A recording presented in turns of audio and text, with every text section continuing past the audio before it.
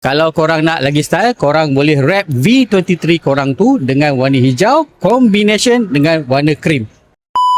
Kau tengok ke belakang ni kan, kereta ni memang menarik sebab ini adalah iCar V23 tapi dipasang dengan aksesori Retro Edition. Dekat bahagian depan ni, kau tengok ada banyak kemasan krom kan, tapi krom ni sebenarnya stiker je.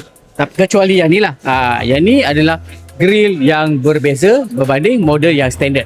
Kalau kita tengok dekat bahagian tepi, ini kau dapat kemasan kayu dekat sini. Side step pun sama, dia ada gabungan kayu dengan besi, termasuklah dekat dia punya roof rack. Bahagian belakang pula tak banyak beza, cuma bumper ini sahaja yang di-wrap dengan warna krom. Ini yang paling best sebab korang akan dapat tangga. Kita pegang ni pun kita tahu dah dia memang kukuh. Kalau korang beli ni, iCar Malaysia bagi warranty selama 12 bulan. Kecuali untuk side step. Side step ni dia bagi warranty selama 18 bulan. Memandangkan kita nak sambut tahun baru Cina kan, so iCar Malaysia bagi harga promotion.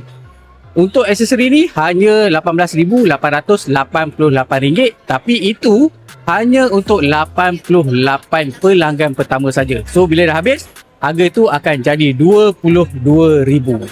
So korang nak biarkan kau punya V23 standard ataupun nak jadi retro macam ni?